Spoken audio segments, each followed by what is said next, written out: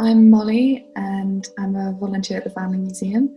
The boys' band was set up in 1847, and that was after quite a long, slow burning process of slowly integrating music to the heart of the Foundling's charity school. And that really singled it out from other children's charities, particularly in Europe, that the music became such a core part of their syllabus and their life and their routine.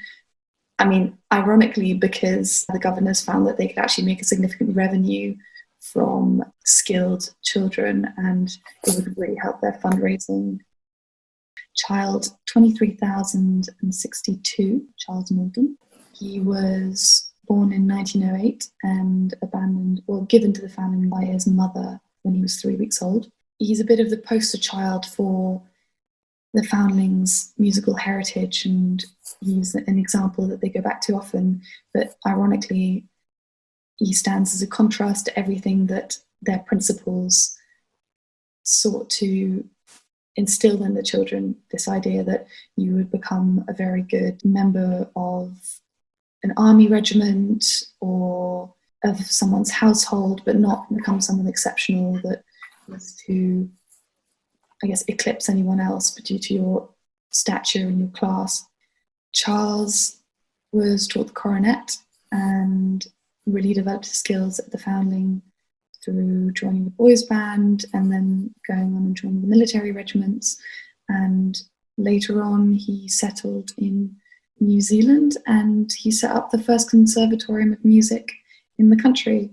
That the Foundling could have such a far-reaching global effect in itself, I think that was definitely quite remarkable to think about it.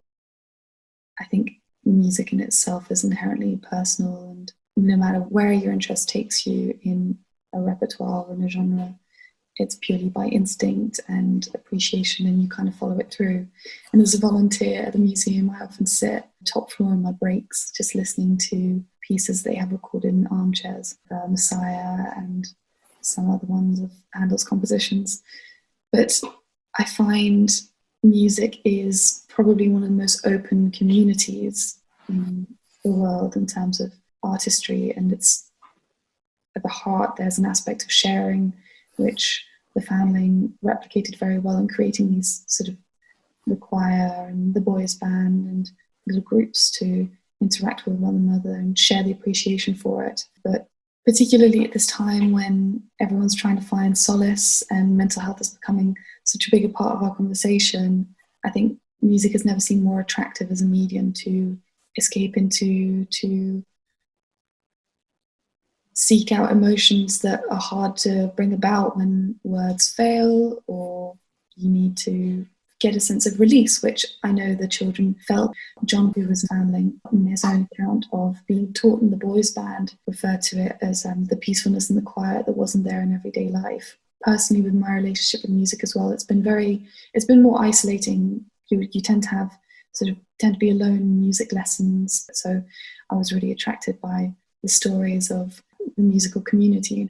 But I'm a big reader, and this feeling of it escaping through a medium, both music and reading share, it brings you to a new place that it can be very hard to reach in any other means.